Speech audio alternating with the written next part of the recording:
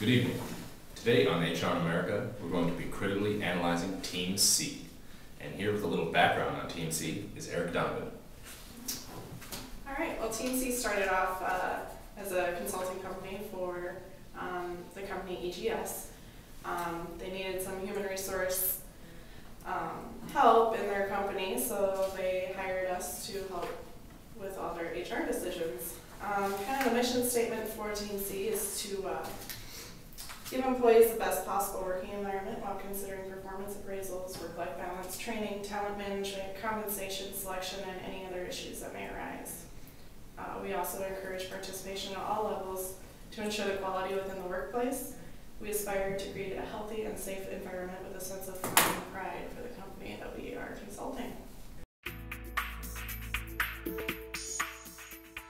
One of the main decisions that we had to make every quarter for EGS was they were having difficulties in their training program.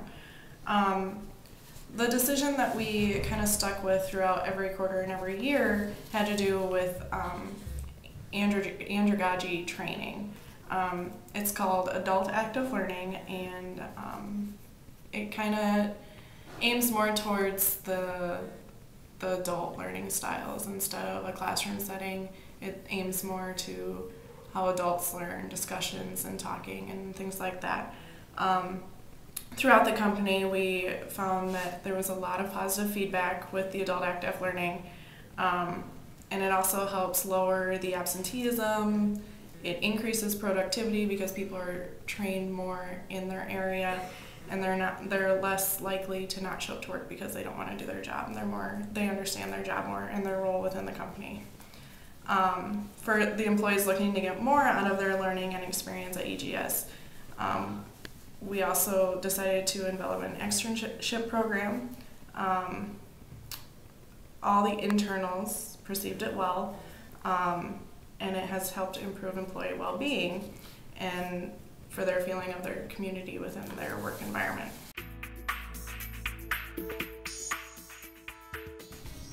Another decision that we took to heart every quarter was work-life balance. The work-life balance is very important to all employees, management, all the way down to the entry-level employees. Without a work-life balance, life can become very stressful. People might not work as hard, they're tired, and things like that. So for employee well-being, we decided to develop a flex time schedule for employees so that if they needed to stay home in the morning because they had a sick kid, they could come in later and extend their day, or make up hours on the weekend, or come in early and get off early, something like that. Just it reduces the pressure and it causes less stress within the work environment.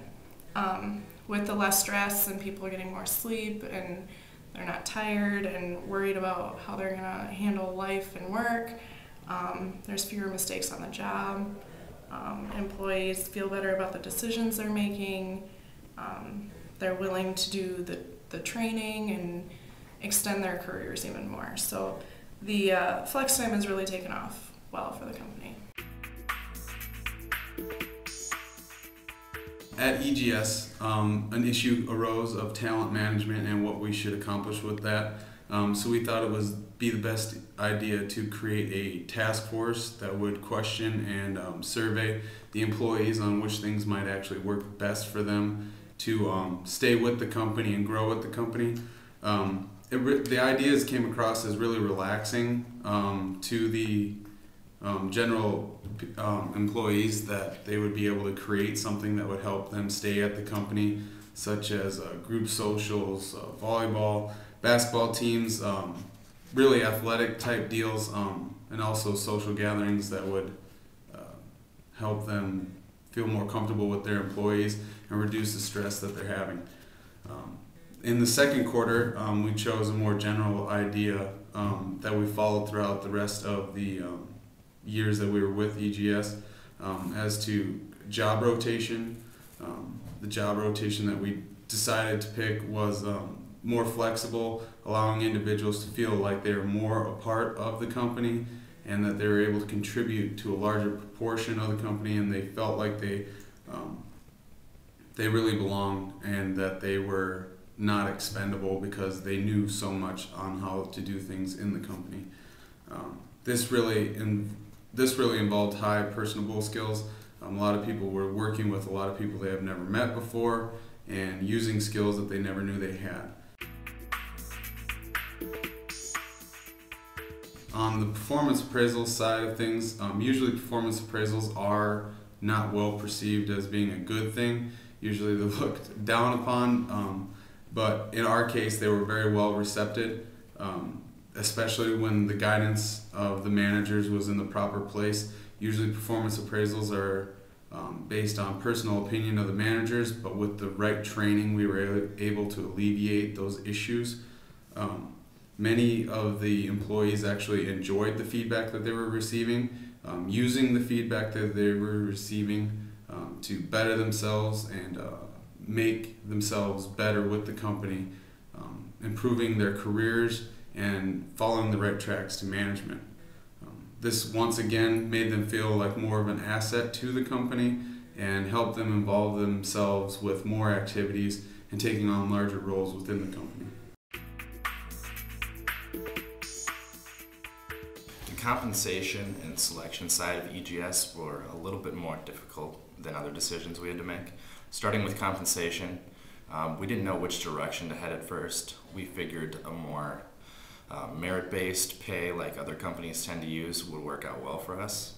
And that was met with mixed reviews, so we decided to go a different direction and did the cost of living adjustment. That too was also ho-hum reception from the employees. Some liked it and some didn't. Employees tended to want more involvement in the company, so we decided to go with pay for performance type of plan. That also did not work as well as we thought it was going to. It was met with some hostility, and employees were kind of confused at the whole concept. So we again tried a different method where we issued free tax consultation with a specialist, and actually that was our best decision to date. There were no negative reactions, though the positive reactions were a minimum. The final decision that we chose to take was involving stock options. Granted, EGS is not a publicly traded company yet, but these stocks do have value because when, and there is a when, the company is going to go public, the stocks will be worth lots of money, and thus the employees will have more empowerment, more sense of belonging with the company.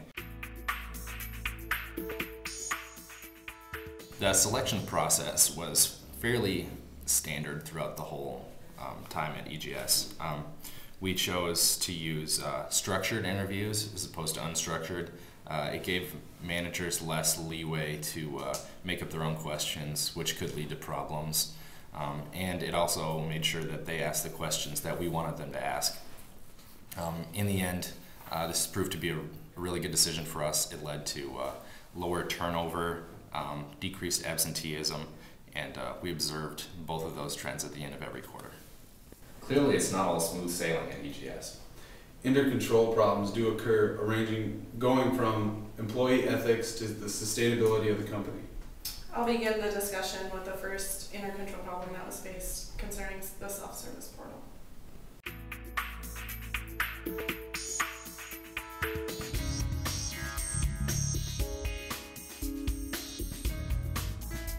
One of the first internal control problems, or ICPs, that we were faced with had to do with the self-service portal. The decision that we made for EGS facing the self-service portal was distributing an employee handbook. This was found to be a necessary step for the company, but it doesn't necessarily need to be repeated in the future. If any small changes are made to the employee handbook, emails or memos could simply be sent out to the employees stating, the page number that we're changing, why we're changing it, and so we don't have to redistribute all these employee handbooks. But on the plus side, with the employee handbook, the employees are gaining access to the policies and processes, so if they have a question, they don't necessarily have to go to their manager or go to a higher up or anything like that. They can just look at their employee handbook. it allows them to answer their own questions, be more efficient, and be able to get their job done faster. Stress management issue. A lot of the employees felt that they were a little bit stressed, so what we did was come up with a range of ideas that would be acceptable to management to use. Like social basketball clubs, baseball teams, running groups. One of the best ideas actually that was taken was the lunch walkers. Over lunchtime periods, groups of employees would get out and walk along the walking paths within the area of the company and then come back feeling relieved, getting that fresh bit of air, really enjoying their lunch period rather than dreading going back to work. Getting that taste of outdoors really helped alleviate a lot of the stress. Employee engagement was an unusual problem for us, and we chose to establish a group of 8 idea people to come up with ideas that would help to increase innovation and creativity. It was met with mixed reviews. I think it was more rejected than accepted. The people involved, those 8 idea people, obviously liked it. They thought it was valuable, but the people excluded felt that creativity comes from individuals, and then the collective decides on innovative ideas. So one of our poorer ideas was to establish this group of people instead of having everybody contribute. One of the most important ICPs that we needed to establish within the first year in quarter 3 was establishing a disaster plan for EGS. In their current handbook and in their current rules and stuff, they didn't have anything for employees to reference in case of a disaster. When a disaster hits, it's really important that all the employees in EGS are safe and calm and understand the procedure on exactly what to do. There needs to be 100% participation within the disaster response program. In the event that EGS headquarters is unusable, an operating plan was put into place at EGS with our help. The decision was eagerly anticipated by management, employees. All managers and employees began to be involved in the plan immediately, and at the end of the quarter there was a disaster plan in place and employees understood what to do in case of a disaster.